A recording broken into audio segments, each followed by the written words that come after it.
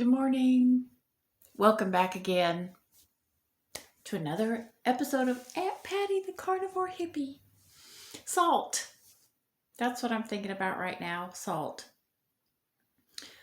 That seems to be the latest thing for people to argue about in this nutrition community at large.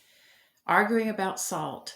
I've seen lots of people saying, oh, you have to add salt if you're going to go keto. If you don't add salt, you'll get the keto flu. Or saying that salt will prevent you from getting the keto flu. I don't believe that's true. Or then you'll have people say, oh, salt isn't necessary. You can get plenty of sodium from the meat you eat. So you shouldn't add salt. And again, it's almost always people who have some sort of stake in whether people are eating salt or not. What stake they could have in that, I have no idea, but apparently some people are quite vociferous. And the way I see it is I salt my food if I feel like it, if I feel like it tastes better with salt. That's what I do. And I have never been particularly salt sensitive, so I never really worried about it. But my husband happens to be very salt sensitive. So I have, and he has since started a carnivore diet. So I've seen the difference between the way my husband approaches salt and the way I approach salt. And this is going to be exactly the same as I have said with just any of a number of other controversies that show up on the internet. If eating salt doesn't bother you, don't let anybody tell you that you shouldn't do it. If it doesn't bother you, if you eat salt and you don't have any symptoms like excessive thirst, excessive urination, irritability, palpitations, or whatever, actually it's really interesting. The symptoms of sodium sensitivity can also be the same as the symptoms of not having enough sodium in your diet, which is really interesting. But anyhow, if you don't have any symptoms when you eat salt, don't worry about it, because human bodies are in general really well adapted to getting rid of excess salt. Some less than others. Some people are really sodium sensitive and some people really aren't. There's a theory that I really like, and the theory is that separate human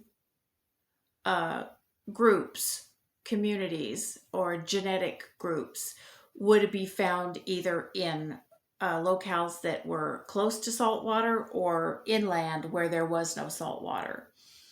And in places where you were close to the ocean, the human groups would probably have ended up eating quite a bit of salt. And of course, those who exhibited the genetic characteristic of being able to waste salt out of their bodies would have been healthier than those who did not have that genetic capacity.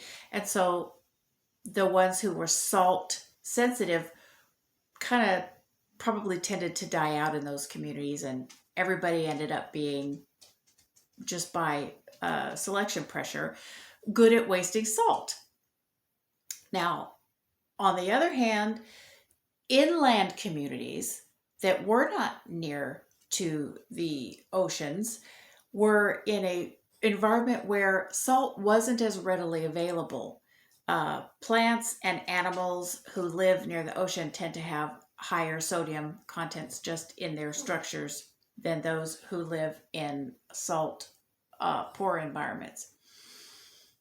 And so people who lived inland where there was only fresh water will probably have a genetic advantage in their bodies being poor at wasting salt, being good at conserving salt, right? So that seems to me to make a lot of sense, that certain human groups developed salt sensitivity and certain human groups developed the capacity to easily waste salt. So whichever one you are, congratulations, you're a normal human being, and it's perfectly normal for your body to behave that way. So don't worry about it. If you don't like salt, you just don't eat it. And if you do like salt, you go ahead and eat it, because the likelihood is that your body's going to know what to do with it.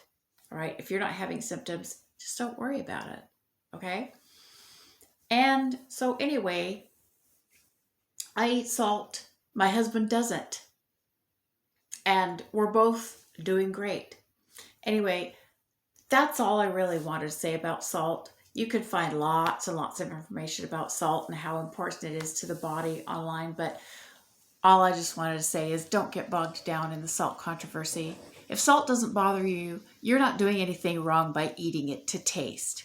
And if salt does bother you, you don't have to worry about getting keto flu because you're not eating enough salt. Just eat what tastes good with regard to salt. That's it. Love you all. Peace, love, and meat. Have a good day. Bye.